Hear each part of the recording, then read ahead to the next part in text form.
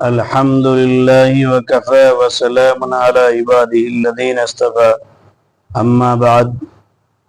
ناظرین، آپ کے سامنے اطمینان خلیل الرحمن سجاد نعمانی مدد اللہ العالی کا ایک انٹرویو پرسوں آپ کے سامنے رکھا گیا تھا۔ ناظرین، آئے دن ملک عزیز کے اندر سیاست اور نفرت کیا کیا گل کھلا رہی ہے وہ آپ سبھی کو معلوم ہے۔ اس کے لیے کچھ کہنے سننے کی ضرورت نہیں ہے۔ ابھی حال ہی میں شاہی فرمان جاری ہوا تھا کہ بھئی جہاں سے ہمارے غیر بھائی کاوڑ لے کر کے گزریں گے، وہاں کے رہنے والے جو مسلم دکاندار ہیں وہ اپنی نام کی تختیاں دکانوں پر لگائیں تاکہ پہچان ہو سکے کہ کس کی دکان ہے۔ صحیح بات یہ ہے کہ اس طرح کے الفاظ سے اور اس طرح کے کاموں سے علاوہ نفرت کے اور کچھ ملنے والا نہیں ہے، اور وجہ اس کی یہ ہے کہ یہ کام کیے ہی نفرت کے لیے جا رہے ہیں۔ اگر یوں تقسیم اور بانٹنے والا مسئلہ آ جائے تو پھر تو یہاں پہ کوئی بھی نہیں رہ پائے گا۔ اگر مقصد بائیکاٹ کرنا ہے یا مقصد یوں پہچان کروانا ہے، ایک طرح سے یوں پہچان کرا کر کے یہ بھی دعوت دی جا رہی ہے کہ جب نام کے ساتھ ظاہر ہوں گے بندے تو جیسا چاہے ان کے ساتھ سلوک کیا جا سکے، کوئی روکنے ٹوکنے والا نہیں ہوگا۔ اور یہ تو ظاہر سی بات ہے، ذہنیت بالکل صاف ستھری ہے کہ جب پہلے میں نے ویڈیو ذکر کی تھی کہ جب لومڑی مرغے کو کھانے کا ارادہ کر لے تو پھر اس کے سامنے دلیل اور حجتیں تو ساری بیکار ہو جاتی ہیں۔ بس اب دیکھنے والی بات یہ ہے کہ مرغہ کتنے سمجھ کرتا ہے، کتنے ہوش سے کام لیتا ہے، ورنہ آئے دن ایک جھٹی سی لگی ہوئی ہے، کچھ نہ کچھ معاملات سامنے آتے رہتے۔ کولہاپور مسجد کا معاملہ بھی آپ نے دیکھا، ابھی کل پرسوں کی رپورٹ تھی، ایک مولانا سہارنپور میں کار لے کے جا رہے تھے، ہلکی سی کار ٹچ ہوئی، اس کے اوپر جانا ڈرامہ کیا گیا، جان کے ڈرامہ کیا گیا۔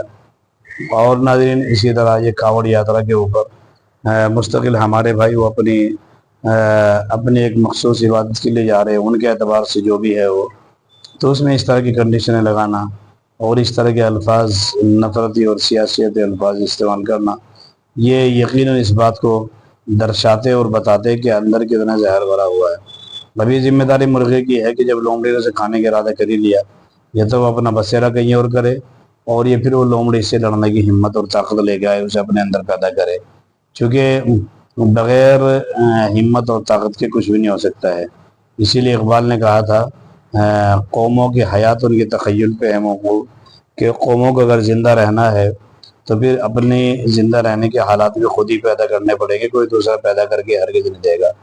تو ناظرین، ابھی ایک کاوڑ والا مسئلہ چل رہا ہے، اس کے اوپر سیاست ہو رہی ہے، میڈیا والوں کو ایک موضوع مل گیا ہے، اور اسی طرح سے وہ جگہ جگہ جا کر کے انٹرویو لے رہے ہیں، کبھی کسی غیر مسلم بھائی کا لے رہے ہیں، کبھی ہندو بھائی کا کبھی مسلمان بھائی کا لے رہے ہیں، جبکہ حقیقت بات یہ ہے کہ انڈیا کے اندر ہندو مسلم کا کوئی ایشو ہے ہی نہیں۔ یہ 1893 سے پہلے ہندوستان کے اندر کوئی ہندو مسلم کا ایشو نہیں تھا، یہ ہندو مسلم کا ایشو جان کے پیدا کیا گیا ہے، ورنہ اسی روڈ پہ سبھی کو چلنا ہے، اسی مٹی میں سبھی کو جانا ہے، اور جو وہ کھا رہے ہیں وہی ہمیں کھانا ہے، تو یہ بیکار کے ایشوز ہیں۔ تو ناظرین، یہ معاملہ اس طرح کا چل رہا ہے، ایک تو یہ اندر کی نفرت کا اظہار کرتا ہے، بتاتا ہے، اور دوسری اس چیز کو بتاتا ہے کہ تمہیں خود احتیاط کرنے کی ضرورت ہے، ہم تمہارے ساتھ نہیں ہے، اور نہ ہی ہم تمہاری حفاظت کے لیے چاق چوبند ہے، تمہیں اپنی حفاظت خود کرنی ہے۔ نمبر ایک تو یہ، اور نمبر دو یہ ہے کہ ایک شوشہ چھوڑ کر کے ختم ہو گئے، اس کے بعد میں سنبھالنے والے سنبھالتے رہیں گے۔ تو ایک بندہ میڈیا پہ ایک ویڈیو آئی تھی، تو وہ اس میں یہ بتایا گیا ہے کہ نام دیکھ کر کے اگر تمہیں بند کرنا ہے تو الکبیر کو بند کرو، نام دیکھ کر کے تمہیں اس کا اظہار کرانا ہے تو الکبیر ہے۔ اسی طرح عربی پرائیویٹ لمیٹڈ کمپنیاں ہیں، یہ نام عربی کے ہیں، مسلمانوں والے ہیں، لیکن ان کے جو ذمہ داران ہیں اور ان کی جو باس ہیں وہ تمام کے تمام غیر مسلم بھائی ہیں، جس کے بارے میں نے پہلے بھی ذکر کیا تھا کہ یہ اس طرح کے ڈرامے کر کے लोगों को खामखा इंतशार में मुबतला करना है, क्योंकि बकौल कांग्रेस लीडर सुप्रिया के कि कोई कुछ और है तो है नहीं बताने के लिए कि क्या करना है क्या नहीं करना है, कुछ काम है नहीं गिनाने के लिए। तो इस तरह के कामों से नफरत डालनी है और इस तरह के कामों से परेशान करना है। अब उसका जवाब एक बंदे ने दिया है, मीडिया वाले ने ही। उसके जवाब सुनिएगा, उसने क्या क्या समझाने की कोशिश की है, देखिएगा। अगर हिंदू का ब्लड ले लो और मुस्लिम का ब्लड, कोई बता सकता है ये हिंदू का है मुस्लिम का है? पता लग जाता है। मोमडन का ढाबे उठ के भी चले जाते हैं। आप जैसे हैं राशिद की दुकान पे रुके हैं, तो आपको कोई दिक्कत? नहीं, कोई दिक्कत नहीं है, भाई हैं अभी, इनका हमारा एक खून है। बस यही पूछा था उनको, भाई कारीगर मुसलमान तो नहीं कोई, मतलब वर्कर कोई? मगर ना जी, हमारे पास सब हिंदू। तो ये एक नई परंपरा है जिसका मैसेज मेरे ख्याल से अच्छा नहीं है। हमें उनका रोजगार नहीं देखना, हमें अपनी पवित्रता देखनी है। लाखों कावड़िए हर साल की तरह इस बार भी मुजफ्फरनगर से होकर गुजरेंगे, लेकिन इस बार एक बात अलग है। प्रशासन ने कहा है कि खाने पीने का सामान बेचने वाली सभी दुकानों यानी ढाबा, रेस्टोरेंट, मिठाई और फल वगैरह बेचने वालों को अपना और अपने यहाँ काम करने वाले कर्मचारियों का नाम दुकान पर बड़े बड़े और साफ अक्षरों में लिखना होगा। असीम वकार साहब, हंगामा क्यों है बरपा? नाम ही तो पूछा है। देखिए, पहली बात तो मैं इस बहस पे आना नहीं चाह रहा था, लेकिन बहुत सोचने के बाद मुझे लगा कि मुझे जाना चाहिए और जाकर जवाब देना चाहिए। देखिए, भारतीय जनता पार्टी की जो हार हुई उत्तर प्रदेश में, उससे ये गए सब घबरा और कोई और रास्ता सूझ नहीं रहा है। बता रहे हैं कि अगर मालिक का नाम हिंदू है तो फर्म का नाम भी हिंदू होना चाहिए। मैं नाम ले रहा हूं, अल कबीर एक्सपोर्ट, बीफ, जो फूड प्रोसेसिंग कंपनी है, बीफ एक्सपोर्ट करती है।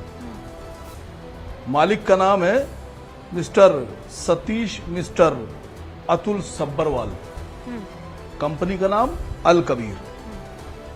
अल Arabian export private limited, Arabian, और इसके मालिक कौन है? सुनील कपूर साहब, जिनका अरब से और अरबिया से कोई मतलब ही नहीं होगा।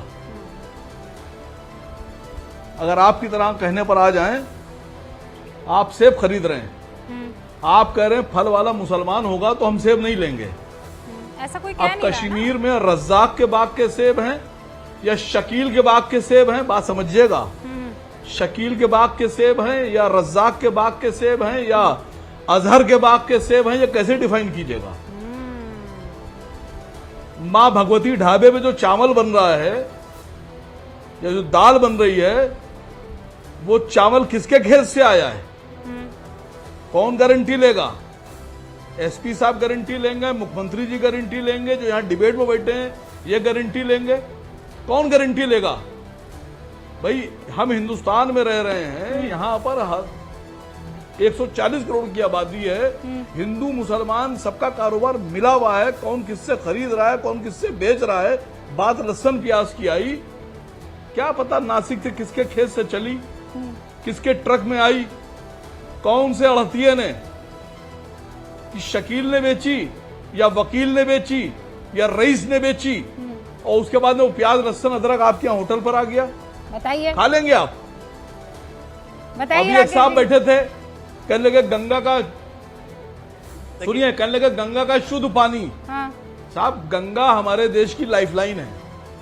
हमारे देश का 60% से ज्यादा आबादी गंगा के तट पर बसी हुई है, चाहे पहाड़ से लेकर और आप बंगाल तक चले जाइए। लेकिन आप यहां तो बता रहे हैं शुद्ध पानी, खाना खाने से आप अपवित्र हो जाएंगे और न जाने